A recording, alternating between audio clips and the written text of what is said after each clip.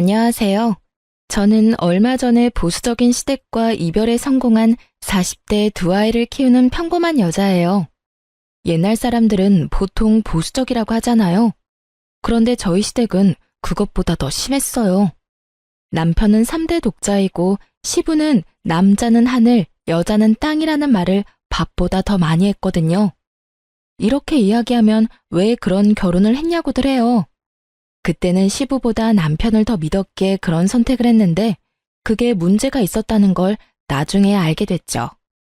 저는 대학을 졸업하면서 일찌감치 창업을 해서 독립하게 된 경우였고 남편은 그 근처 중소기업에서 일하는 평범한 회사원이었어요. 제가 남편을 택한 이유는 딱 한 가지였어요. 상냥하고 부드럽고 폭력적이지 않다는 거요. 저의 친부는 술만 마시면 사람을 때리는 개차반 같은 인간이었거든요. 솔직히 지금도 입에 올리고 싶지도 않고 머리로 떠올리기도 싫어요. 그런 친부와 정반대의 사람이 남편이었어요. 무슨 일이든 트러블을 만들려고 하지 않았고 언제나 나긋나긋한 말투를 썼어요. 그렇지만 모든 사람이 완벽할 순 없잖아요. 남편도 문제가 있었어요. 줏대가 없다는 거였죠. 그렇지만 제가 남편 목만큼 뚝심이 있었으니 그때는 이마저도 괜찮다는 생각이 들었거든요. 이 사람과 결혼하면 내가 그리던 결혼 생활을 할 수 있을 거라고 생각했는데 그 생각은 시부를 만나고 바뀌었어요. 그래, 아가씨 부모님이 안 계신다고? 아가씨가 잘 알고 있겠지만 우리 아들이 워낙 귀한 손이야. 3대 독자야, 3대 독자. 그런데 아가씨처럼 부모 없는 여자한테 장가 간다는데 내가 기분이 좋을 리가 있겠소? 그리고 아가씨는 일도 하잖아. 자기 가게다 뭐다 말만 좋지 남편 아래로 알고 내줘도 못할 것 같은데 나는 이 결혼 반대야. 살다 일을 한다는 이유로 자기 아들이랑 결혼시키지 않고 싶다는 말을 들을 줄이야. 지금도 그렇지만 당시에도 맞벌이가 많았거든요. 그렇다고 남편이 돈을 잘 벌어서 제가 안 벌어도 되는 것도 아니고 중소기업 다니는 아들이 뭐가 그렇게 잘났는지 일도 안 하고 내조나 하라는 말을 들으니 당황했죠. 게다가 그 고압적인 자세가 저희 친부를 닮아 있어서 저도 기분이 팍 상했어요. 그러면 어쩔 수 없네요. 죽은 부모를 되살려올 수도 없고 제가 일으킨 가게를 접을 생각도 없으니 여기서 갈라지는 수밖에요. 그렇게 시부모를 뵈러 간 자리에서 저는 그렇게 말하고 돌아왔어요. 남편이 쫓아와서 제게 다시 한번 생각해보라며 애원을 하더라고요. 이 남자 생각하면 결혼하는 게 나쁘지 않은데 그 시부를 보고 살 생각을 하니 선뜻 내키지가 않았어요. 원래 부모가 싫어하는 결혼은 하는 거 아니라잖아. 일단 생각 좀 해보자. 그렇게 말하고 돌아왔는데 며칠 뒤 저는 그 말을 번복해야 했어요. 속이 안 좋고 울렁거리더니 생리를 하지 않더라고요. 워낙 불규칙적이라 애가 생겼을 거라고는 생각도 못했는데 산부인과에 가보니 이미 8주였어요. 아이의 심장이 뛰고 있더군요. 그 길로 남편을 찾아가 말했어요. 애가 생겼다고요. 남편은 뛸 듯이 좋아했어요. 자기가 아빠가 된다는 것도 저와의 결혼이 어떻게든 이루어질 수밖에 없다는 것도 그 사람에게는 모두 좋은 일이었던 것 같아요. 그렇게 20주째 되는 날 시댁에 다시 갔어요. 아버지, 저 이 사람하고 무조건 결혼할 겁니다. 이 사람 제 아이 가졌어요.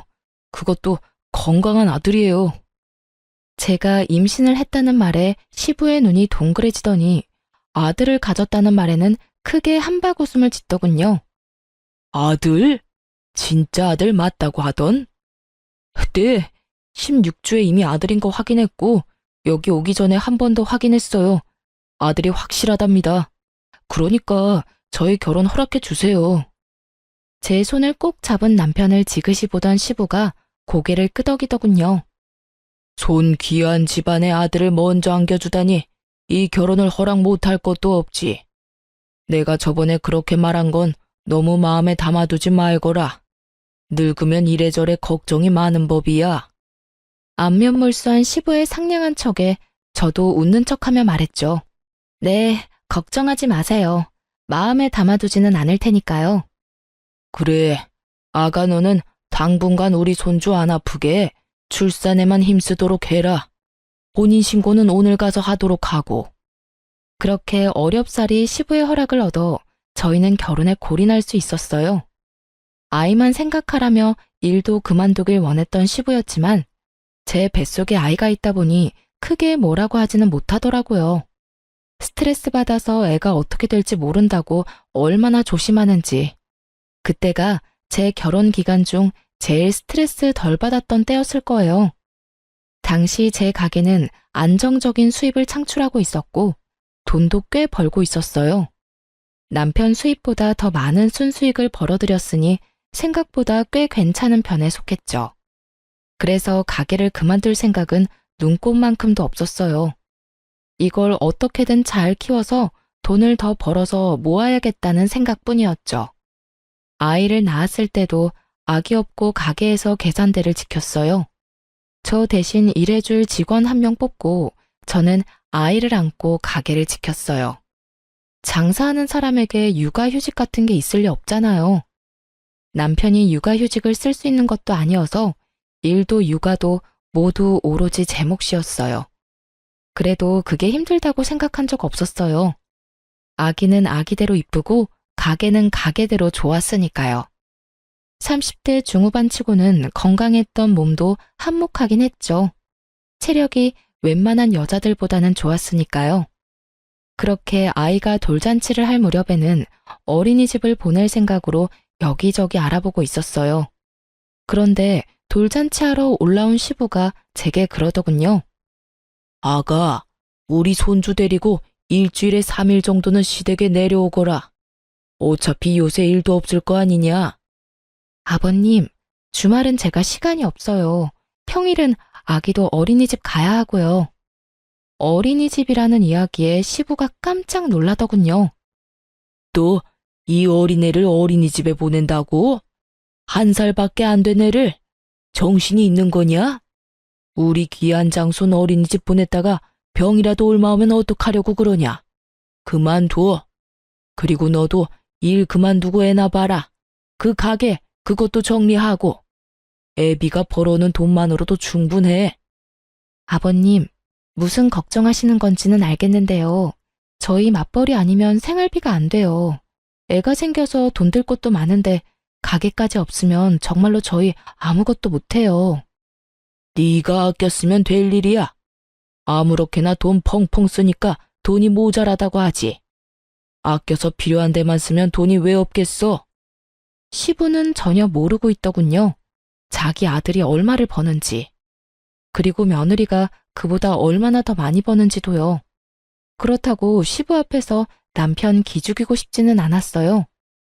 그리고 너 가게 일 바쁘다고 내줘도 못하고 그러는 거 내가 다 알고 있어. 우리 아들이 얼마나 귀한 아들인데.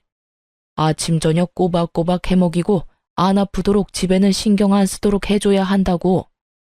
가만 보니 요새 전화할 때마다 골골대는데 그거 너한테도 문제가 있는 거 아니냐? 네가 내조를 잘하면 애가 아플 일이 있겠어? 정말 억울했어요. 남편이 여름 감기에 걸린 이유는 일 마치고 집에 와서 에어컨 바로 아래서 컴퓨터 게임을 하느라 그런 거였거든요. 애를 봐줬거나 집안일을 하느라 그런 것도 아닌데 그걸 제 탓으로 몰아가는 시부에게 화도 났죠.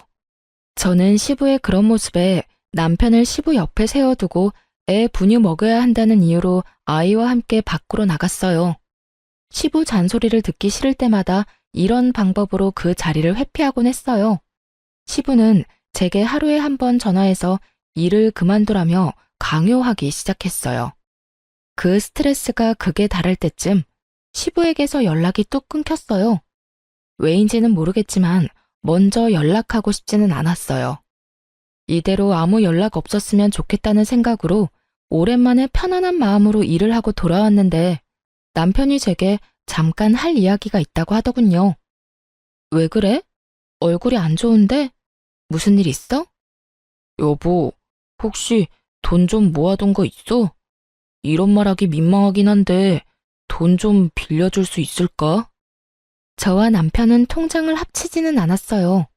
그래서 남편은 차 대출금과 아파트 공과금 정도를 맡았고 저는 생활비를 담당했어요. 무슨 일인데? 아버지가 보증을 잘못 썼는지 지금 당장 아버지 살고 있는 집 날아가게 생겼어. 제발 부탁이야. 한 번만 도와주라, 응? 빚이 거의 2억이래. 지금 그 빚을 갚아달라는 거야? 그건 아니지. 아버지 살고 계시는 지방 아파트 팔면 2억 좀 더 나와.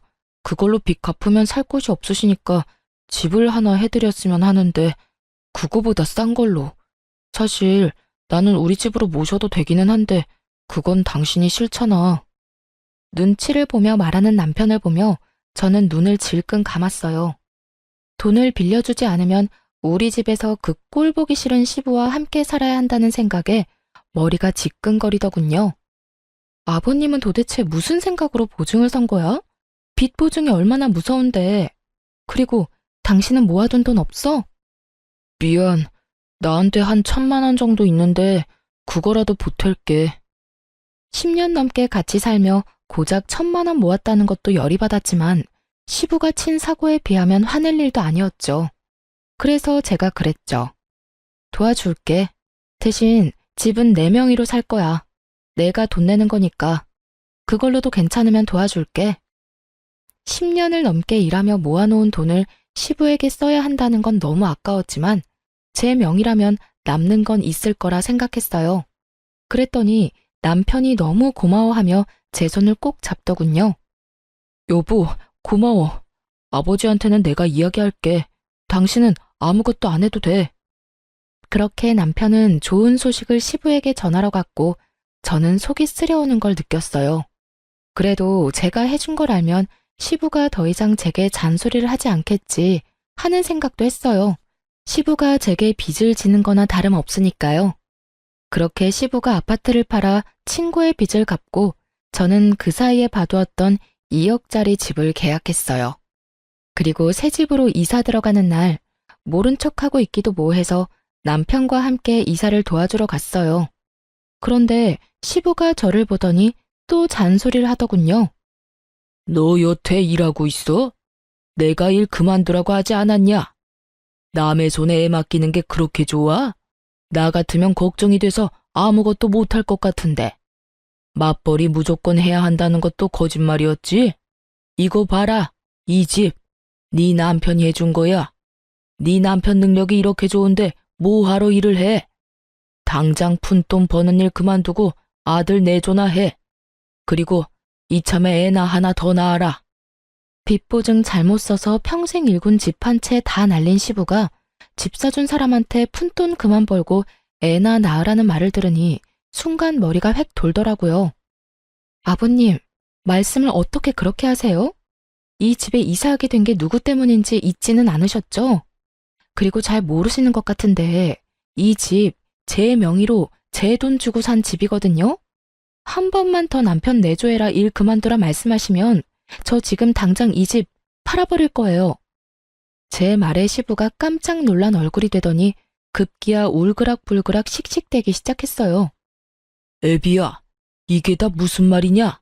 너 이 집 네 돈으로 산 집이라고 하지 않았어?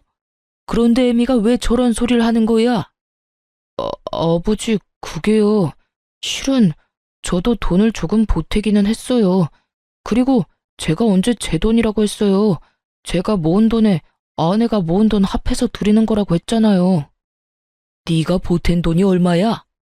1,000만 원이요. 남편 대답에 시부가 이마를 짚더니 그 자리에서 한숨을 푹푹 내쉬며 남편에게 그러더군요. 너 지금 당장 나 따라 들어와. 시부가 귀신 같은 얼굴로 말하자 남편 놈 얼굴이 완전 울상이 되더군요. 벌벌 기며 시부에게 변명하는 남편을 보니 이게 무슨 상황인지 감이 왔어요. 남편에 부딪히고 싶지 않은 성격은 시부와의 트러블을 피하고 싶은 마음에서 오는 거였더라고요. 그러니 이번에도 이야기할 때 와이프 돈이라고 하면 시부가 화낼 것 같으니 적당히 자기 돈을 더 많이 내고 아내는 조금 보탰다고 이런 식으로 이야기한 거였더라고요. 시부는 그 말을 철석같이 믿고 이만한 돈을 마련한 아들의 능력을 높이 사서 저한테 이걸 빌미로 일을 그만두라고 잔소리한 거고요. 자기가 잘못은 했지만 아들이 그만큼 만회하고 있으니 저한테 큰 소리치고 싶었던 모양이었어요. 이번에 시부가 체면을 구겼으니 저 보기가 좀 꺼려졌을 테니까요. 그런 와중에 오히려 저한테 더 큰 소리치고 싶었던 건지도 모르죠. 그런다고 이미 망한 이미지가 되살아나는 것도 아니고 빚보증 섰던 게 없던 일이 되는 것도 아닌데 말이죠. 어쨌든 그렇게 안방으로 끌려 들어간 남편은 시부에게 먼지 털리도록 맞고 욕을 한 바가지를 들었어요. 근데 웃긴 건 시부가 나한테 무례하게 군 건데 애먼 남편 놈만 혼내고 저한테는 사과 하나 없던 점이었어요. 그래도 저는 이해했어요. 왜냐하면 그 뒤로 시부가 저한테 잔소리 전화를 한 통도 안 했거든요. 큰 돈을 썼지만 일단 내 이름으로 된 내 돈으로 묶여있고 시부의 잔소리까지 막아줬으니 지출이 아니라 투자라고 생각하자고 저 편한 대로 생각하기로 했어요. 그렇게 시부의 일이 어떻게든 해결되고 그 뒤에는 정말 마음의 평화만이 있을 줄 알았어요. 그런데 삶이라는 게 어떻게 이렇게 제 마음대로 안 되는지 한창 가게가 잘 되던 중에 감염병이 터진 거였어요. 대한민국 자영업자들의 무덤을 만들던 그 질병은 저희 가게도 휩쓸었어요. 동네 손님 위주의 배달을 하지 않던 저희 가게는 그야말로 매출이 직각으로 추락하기 시작했어요. 아니, 추락이 아니라 터진 직후에는 0이었죠. 가게를 접어야 하는 게 아닌가 고민을 해야 할 정도였어요. 직원들도 모두 내보내야 했어요. 그래도 배달을 적극 활용하면서 조금이나마 입에 풀칠은 할 수 있게 됐어요. 그렇지만 나가는 돈이 있으니 그 정도 벌어서는 벌어들이는 순수익이 없었어요. 팔아도 적자를 면하지 못하는 상황이었죠. 모아둔 돈이라도 수중에 있었다면 차라리 싹 다 접고 새로 시작할 생각을 할 수도 있었겠지만 모아둔 돈을 시부집 사느라 다 썼으니 남은 것도 없었어요. 여보, 가게 지금 너무 어려워. 혹시 모아놓은 돈 있으면 좀 빌려줄 수 있어? 나 모아둔 돈 없는데. 그만큼 힘들어? 당분간은 당신 월급으로 생활비까지 해야 할 것 같은데. 내 월급에서? 그 부분에서 남편이 아주 크게 놀라더군요. 솔직히 남편 반응에 실망이 컸어요. 제가 힘들다고 하면 당연히 저를 도와줄 거라고 생각했거든요. 돈을 빌려주지는 못하더라도 같이 고민해주진 않을까 생각했는데 자기 월급에서 생활비 써야 한다니 그제야 놀라는 걸 보니 이 사람은 내 가게가 망하든 말든 상관없구나 하는 생각이 들었거든요. 그런데 그게 아니었어요. 남편은 저를 생각해줄 만큼 형편이 좋지 않았더라고요. 여보, 사실은 나 돈 진짜 한 푼도 없어. 지금 들어오는 월급도 대출로 다 나가고 있는 실정이라. 무슨 대출? 신용대출? 대출을 왜 받았어? 이때까지 내가 생활비 다 부담해서 당신 돈 쓸 일도 없었을 텐데. 그게 나도 생활비 좀 벌어보려고 코인 했거든. 코인이라는 말에 순간 눈앞이 캄캄해지더군요. 코인의 마지막이 대박인 사람이 그리 많지 않잖아요. 이 말을 이 최악의 순간에 들으니 마치 지독한 악몽을 꾸고 있는 기분이 들었어요. 대출 받아서 코인 했으면 다 빼면 되잖아. 손 털고 나오면 그만 아냐? 제발 별거 아니었으면 하는 마음에 가볍게 말해봤는데 남편 얼굴 표정은 별거 아닌 얼굴이 아니었어요. 잔뜩 눈치를 보는 그 표정을 제가 모를 수가 없었죠. 사고를 치기는 쳤구나. 그 생각부터 들었어요. 그래서 다그쳤죠. 설마 마이너스야? 얼마나 마이너스인데? 대출을 왜 받은 건데? 있는 돈으로 한 거 아니었어? 그게 대출을 여러 군데 받았어. 차 담보로 대출 받고 또 있지? 그게 집 담보로 대출도 받고. 뭐? 집은 공동명의인데 무슨 대출이야. 내 허락 없이 대출 못하잖아. 그게 대출한 곳이 내가 아는 사람이 일하는 곳이었거든. 물어보니까 가능할 수도 있다고 해서 했는데 되더라고. 당신이 알면 당연히 못하게 할 것 같아서 그래서 그거 받아서 코인했는데 처음에는 맹세코 진짜 수익률 좋았어. 당장 대출 다 갚을 수 있을 줄 알았는데 점점 안 좋아지더니 수익이 지금은 많이 마이너스라서 그냥 두고 올라올 때쯤 파는 게 낫지 않을까 하고. 미쳤어. 정신 나갔냐고. 지금 우리 생활비 당신 월급으로 다 충당해야 돼. 그런데 그 돈으로 대출 갚으면 우리는 무슨 돈으로 먹고 살아? 지금 당장 다음 달 나가야 할 돈도 어마어마한데 당신까지 나 이렇게 힘들게 만들 거야? 나라고 나쁜 생각으로 그랬겠어? 나도 당신한테 도움되려고 그런 건데 애 크면 돈도 필요할 것 같고 일 그만둬도 용돈벌이 정도는 할 수 있을 것 같아서. 재수 없는 소리 하지 마. 당신 일을 왜 그만둬? 지금 당신 일 그만두면 우리 다 망하는 거 알지? 허튼 생각하지 말고 회사에 딱 붙어 있어. 이럴 때는 월급쟁이가 제일 좋아. 지금 장사하는 사람들, 영업하는 사람들 완전 죽기 일보 직전인 거 알지? 그렇게 말하는데 뭔가 낌새가 이상하더라고요. 갑자기 이 타이밍에 일을 그만둔다는 이야기를 하니까요. 당신 설마 일 그만뒀어? 아니지, 그런 거 아니지. 참지 못하고 화를 냈더니 남편 놈이 우물쭈물 한마디 하더라고요. 그게 나 회사에서 해고 될 것 같은데. 뭐? 하룻밤 안에 폭탄 발언을 이만큼 많이 들을 줄이야. 정말 가슴이 너무 두근거리는 것이 심장마비가 올 것처럼 가슴이 꽉 막힌 것처럼 아프더라고요. 나중에야 그게 화병이었다는 걸 알았지만 이때는 정말 제가 뭔가 잘못될 것만 같았어요. 해고를 당신이 왜? 남편은 고개를 들지 못하고 있었어요. 제가 물어도 아무 말 없다가 다그치자 그제야 입을 열더군요. 회사에서는 근무 태만이라고 하는데 내가 봤을 때 그 정도는 아니고 사실은 일하다가 내가 잘못해서 문제가 좀 생겼거든. 근데 그게 완전히 내 잘못이라기보다는 그걸 확인해야 하는 사람이 확인을 잘못한 것도 있고 내 책임만은 아닌데 내가 다 뒤집어 쓰고 나가는 거라. 그만. 나한테 설명하지 마. 더 들으면 진짜 졸도할 것 같으니까. 그러니까 해고를 당한 거야? 아니면 곧 해고를 당한다는 거야? 일단 이달 말까지 일하고 나오지 말라고. 며칠 남지 않았더라고요. 말일까지. 미쳤어. 가게가 망해가는 걸 보면서도 그런 짓을 저질러? 이제 어떡할 거야? 우리 지금 집도 반은 날아갔고 차도 대출금 못 갚으면 날아가는 거야. 무슨 정신으로 이런 미친 짓을 저질렀어? 내가 힘들면 당신이라도 버텼어야지. 해결 방법이 왜 없어? 나한테 다 방법이 있어. 우리 아버지 계신 곳으로 내려가자. 거기 내 고향이잖아.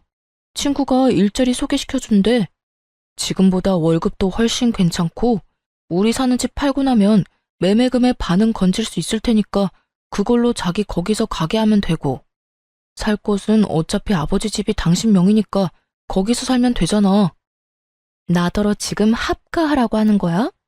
멀쩡한 집 반토막 내놓은 주제에 나더러 내 집에서 식모살이 하라고? 여보, 너무 그렇게 생각하지 말고 우리 같이 가보자. 가서 결정해도 늦지 않아. 아니, 왜 내가 여길 놔두고 거기를 가? 생각할 것도 없다니까? 그러지 말고 냉정하게 생각 좀 해봐. 냉정하게 생각했어. 그러니까 안 간다고. 거기서 시아버지랑 같이 살 생각 절대 없어. 그리고 그 집 평수가 6사람이 살 수 있는 평수야? 애들 데리고 어떻게 거길 들어가? 그럼 여기서 망할 거야? 여보, 딱 한 번만 갔다 오자. 응? 아니, 그냥 나들이 간다 생각하고 가. 알았지? 결국 그 주의 주말에 남편은 억지로 저를 데리고 시댁으로 향했어요. 안 가겠다며 버티는 저를 끈질기게 설득하는 남편 때문에 시댁에 한번 다녀온다는 가벼운 마음으로 내려가기로 했어요. 하지만 기분이 나쁜 상태로 들른 곳이라 표정 관리가 정말 하나도 안 되더군요. 남편이 잠시 시모와 부엌에서 이야기를 나누는데 시부가 저를 안방으로 잠시 부르더군요. 들어가 앉으니 시부가 제게 넌지시 이야기하더군요. 그래, 가게에 문제가 있다지? 아무래도 요즘 가게 하는 게 힘들겠구나. 우리는 괜찮으니 사정이 나아질 때까지는 우리 집에서 지내거라. 나도 많이 늙었고 슬슬 며느리 수발 받을 때도 됐지. 갑작스런 수발 이야기에 제가 화들짝 놀라 반문했어요. 네? 그게 무슨 말이세요? 그러자 시부는 오히려 다 안다는 표정으로 저에게 조용히 말했어요. 다 아니까 모른 척 안 해도 된다. 그래도 이렇게 가는 게 있으면 오는 게 있어야겠지. 이러면 어떻겠냐? 우리가 너희를 받아들이는 조건으로 이 집 네 명의에서 우리 아들 명의로 바꾸는 거. 그 정도는 해줄 수 있지? 듣다 보니 점점 더 가관이었어요. 뜬금없이 수발 이야기와 명의 변경이 왜 튀어나온 건지 짐작조차 되지 않았어요. 이 집에 내려온다는 걸 남편이 미리 말했다 하더라도 이 집이 내 명의인데 왜 시부가 이렇게 아나무인으로 말하는지 모르겠더라고요. 솔직히 제게 문제가 생기면 시댁 팔고 급한 불 끄면 그만인데 말이죠. 남편 부탁과 시부 사정 때문에 그렇게 못하고 있을 뿐인데 갑자기 수발을 들으라느니 명의를 변경하라는 말을 들으니 경황이 없었어요. 아버님, 지금 무슨 소리 하시는 건지 모르겠지만 이 집 명의 남편 앞으로는 절대 안 해줄 거예요. 지금 있는 집도 난리가 났는데 무슨... 그리고 저희 같이 살 생각으로 내려온 거 아니거든요. 제 말에 시부가 더 놀란 표정을 짓더군요. 그러나 이내 괘씸하단 듯한 표정을 하며 오히려 제게 호통을 치더군요. 같이 살 생각으로 내려온 게 아니야? 야, 사람이 좋게 말할 때 알아들어야지. 가게 망해서 대출 다 끌어쓰다가 결국 망해서 여기로 내려오는 주제에 거절이 웬 말이야? 지금부터라도 조신하게 집에서 남편 내조나 하면서 살아. 암탈기 울면 집안이 망한다고 했다. 지금도 봐라. 너 가게 하다가 망해서 지금 우리 아들 발목 잡고 있잖아. 어디서 뻗대고 있어? 네가 뭐가 그렇게 잘났냐? 뭐가 잘나서 남편도 모자라 시아버지를 아래로 봐? 호통 소리에 남편과 시모가 안방으로 허겁지겁 들어오더군요. 저는 이 상황이 이해가 되질 않았어요. 시부가 왜 저한테 이런 말을 하는지 이해도 안 갔고요. 마치 제가 잘못해서 여기 온 것처럼 이야기를 하니까요. 가게가 망해가고 있기는 하지만 완전히 망한 것도 아니고 분명히 남편에게 여기 올 생각 없다고 말했는데 시부는 제가 여기 올 것을 전제로 이야기를 하더군요. 네가 우리 아들 앞길 막은 거 생각하면 이 집을 우리 아들한테 주고서라도 사죄를 해야지. 뭐가 그렇게 잘났어? 이 집 사주고 이게 온전히 네 거라고 생각하면 곤란하지. 네가 일을 했을 때라면 몰라도 지금은 돈도 다 떨어졌고 내 아들 앞날 막은 것만으로도 이 집은 네 것이 아니라 내 아들 거라고 해도 과언이 아니지. 가만 보니 제가 남편이 한 짓을 모조리 뒤집어 쓰고 있더군요. 저는 어이가 없어서 웃음밖에 안 나왔어요. 시부 말을 요약해보면 내가 내 돈으로 이 집을 샀지만 내가 사고를 쳤으니까 이 집에 대한 권리는 이제 더 이상 내게는 없다는 걸 말해주고 싶은 모양이었어요. 이게 사실이라면 그렇겠지만 이 모든 게 사실이 아니잖아요. 저는 중간에 뛰쳐들어온 남편놈 얼굴을 삐딱하게 바라봤어요. 이게 무슨 일인가 눈치만 살피고 있더군요. 이 남자가 중간에서 자기가 한 짓을 고스란히 제 잘못으로 돌려놨고 그 이야기를 시부가 철석같이 믿고서는 저를 이렇게 모함하고 있는 상황이었어요. 시부도 시부지만 남편에게도 정말 이번만큼 심각하게 실망한 적은 없었던 것 같아요. 저는 다 내려놓고 제 짐을 정리했어요. 그리고 남편 앞에 가서 말했죠. 이혼하자. 이런 식으로는 못 살아. 당신이 무슨 잘못했는지는 알고 있지? 두 번 말 안 해. 원래대로 다 돌려놓으면 합의, 못 돌려놓으면 소송이야. 집에 갈 테니까 넌 오지 마. 올라오면 내 손에 죽는다. 협박 아닌 협박을 하고 돌아서는데 시부가 고래고래 고함을 지르더군요. 그래, 이혼해라. 다 네 탓이니 집이랑 손주는 놔두고 꺼져. 집안의 온갖 문제는 다 일으켜놓고 네가 뭔데 먼저 이혼을 하라 말아야? 시부 말에 어깨를 으쓱하며 대꾸했어요. 궁금한 건 아버님 아들한테 물어보세요. 저는 더 할 말 없어요. 그렇게 집으로 온 저는 변호사부터 찾아갔어요. 그리고 이혼 소장부터 남편에게 보냈죠. 이건 정말 참을 수 없는 상황이었거든요. 그랬더니 남편 놈이 놀라 집으로 냉큼 올라오더군요. 그것도 시부를 달고서 말이죠. 여보, 이거 뭐야? 나 당신이랑 이혼 못해. 왜 우리가 이혼해? 내가 잘못했어. 내가 잘못했으니까 다시 냉정하게 생각해봐. 응? 이렇게 감정적으로 생각하지 말고. 나 충분히 이성적이야. 그리고 나는 당신이랑 이혼해야겠어. 도저히 용서 못하겠으니까. 사내 놈이 돼서 여자한테 무릎이나 꿇고 우리 아들이 뭘 그렇게 잘못했다고 이 난리야? 네가 말해봐라. 우리 아들이 대체 뭘 그렇게 잘못했다고 소송이야? 아직 못 들으셨나 보네요. 아드님한테 직접 물어보시죠. 남편은 입을 꾹 다물고 있더군요. 그래서 제가 시부에게 말해줬어요. 아버님, 제 가게는 망한 게 아니에요. 그리고 집 망한 것도 제 탓이 아니고요. 집이 공동명의인데 이 사람이 저 몰래 집 담보로 대출받았고요. 자기 지분만큼 대출받은 거라 이 집은 반쪽짜리 집이 됐고 남편 몫은 없어요. 대출만 남았거든요. 팔아도 대출금 빠지고 나면 남편한테 돌아갈 돈도 없을 거예요. 그리고 자동차도 담보대출이라고 들었고요. 신용대출도 있답니다. 그 모든 대출을 왜 썼는지도 모르시는 것 같아서 알려드릴게요. 그 잘난 비트코인에 썼대요.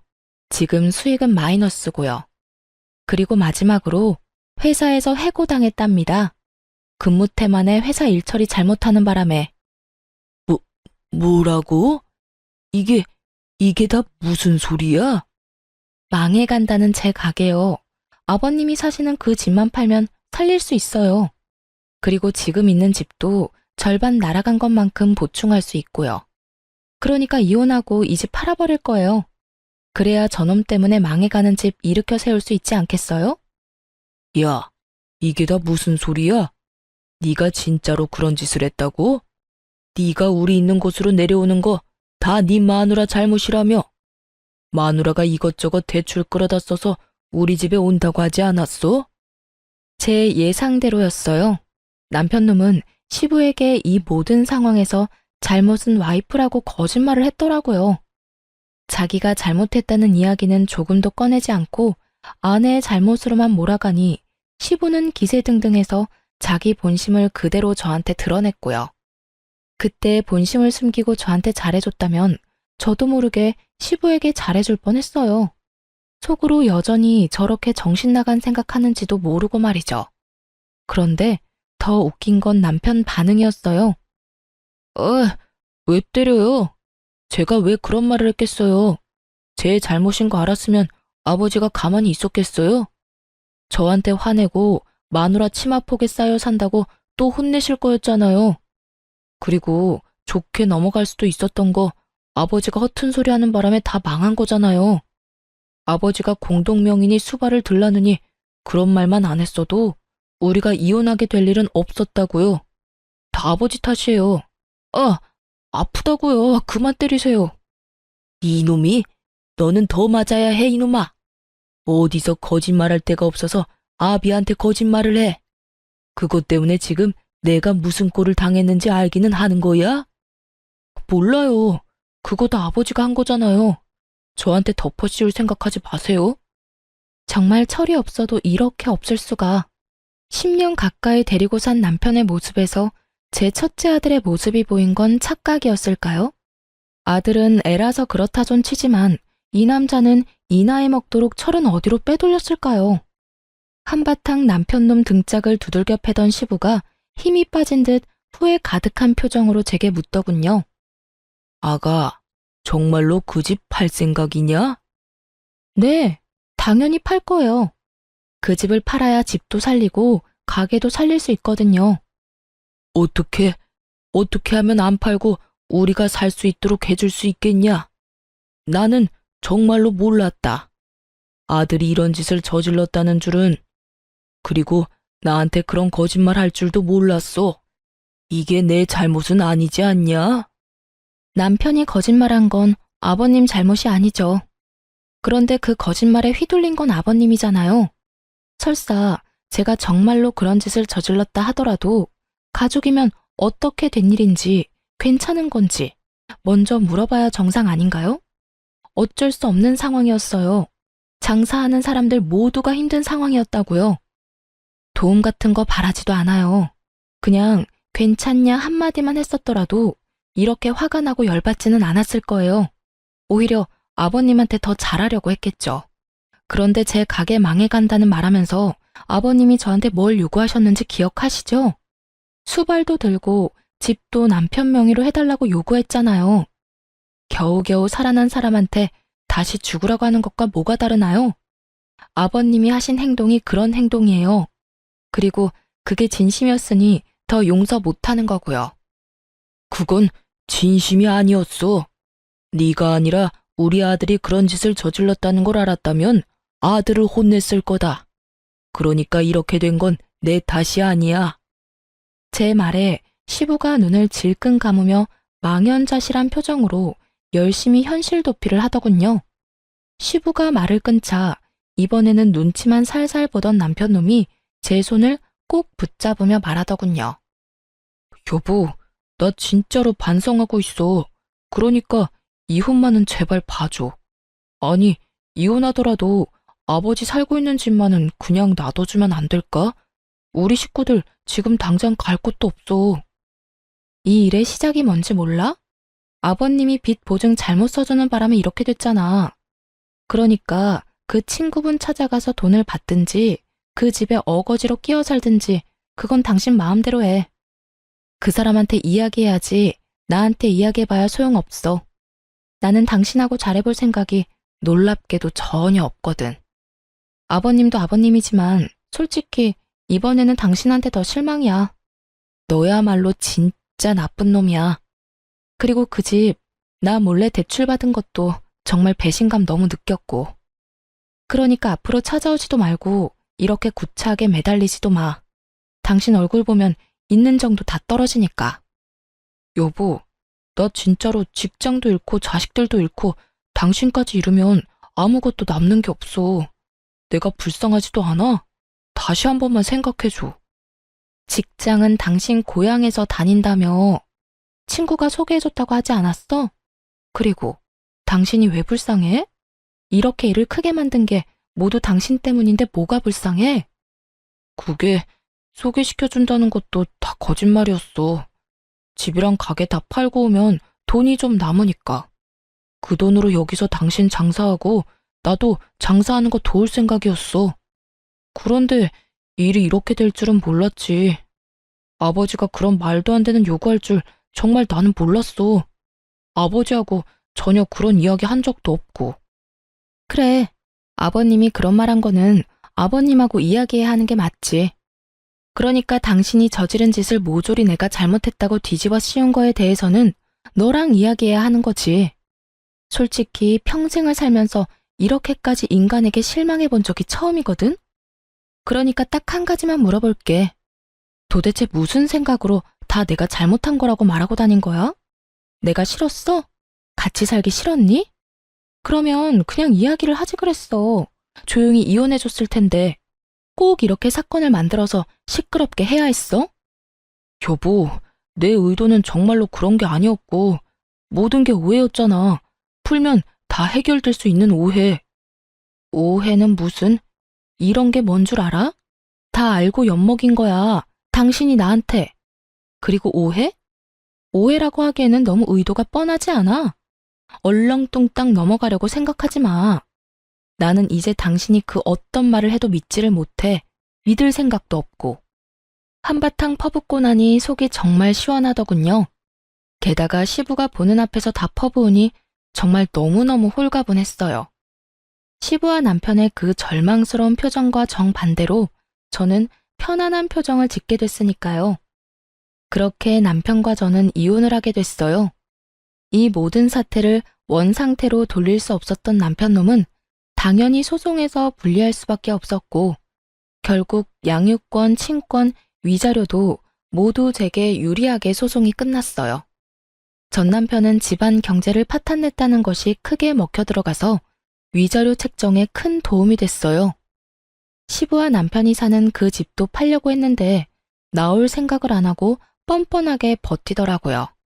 그래서 그것도 소송 걸었어요. 퇴거 소송이요. 소송 걸고 나니 또 전화기 불나도록 끊임없이 전화가 오더군요. 그러나 받을 생각도 없었어요. 그랬더니 이내 연락은 안 오고 소송을 하니 강제 집행이 돼서 결국 그 집에서 나올 수밖에 없었죠. 저는 시댁집을 팔고 남편이 대출을 받았던 저희 집도 팔았어요. 그리고 가게 근처에 작은 평수의 집을 사서 아들과 딸을 데리고 이사했죠. 사실 그 집에서 더 이상 살고 싶은 마음이 안 들더라고요. 그래서 집을 옮겨봤어요. 직장과 집이 가까우니 생활권이 모여서 애들 보기는 더 편했어요. 가게는 다시 정상 궤도로 올라오기 시작했고 직원들도 다시 뽑았어요. 전 남편과 이혼하고 깨달은 건데 그 사람이 있든 없든 제 생활에 크게 변함이 없더라고요. 그만큼 그 사람은 가족으로서 집안일에 어떤 식으로도 관여하지 않았던 걸 이혼하고 나서야 깨달았어요.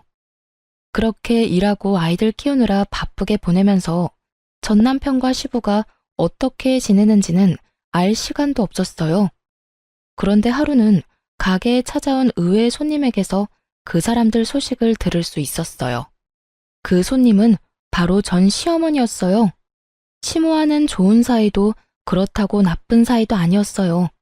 사실 그때는 저도 시모도 여유가 없었던 것 같아요.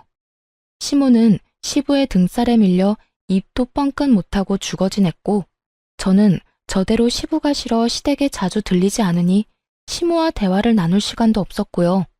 그래서 시모가 불쑥 저희 가게를 찾았을 때 당황할 수밖에 없었죠. 어머님, 여긴 어쩐 일로? 별거 아니다. 근처 지나가는 김에 들렀어. 사실 나도 얼마 전에 너희 시아버지, 아니지, 내 남편이랑 이혼했어. 이렇게 다 늙어서 무슨 이혼이냐고 그렇게 말하는 사람들도 많은데 도저히 참을 수가 없어서 이혼했다. 평생을 자기 멋대로 살다가 결국에는 보증 잘못 써서 집 잃고 며느리한테 큰소리 뻥뻥 치다가 또 그 며느리가 해준 집을 잃었지. 그런데도 똑같더라고. 나한테는 여전히 자기가 뭐라도 되는 양 행동하는 거 있지? 일은 내가 다 하는데 말이지. 들어보니 처음에는 시모가 허드렛 일을 하며 두 사람을 먹여 살린 모양이었어요. 그러다가 결국 두 부자가 하는 행동에 열받아서 이혼하고 그 집에서 나와버린 거고요. 많이 속상하셨겠어요. 어머님 연세도 많은데 일하시려면. 근데 의외로 일하는 건 너무 좋더라.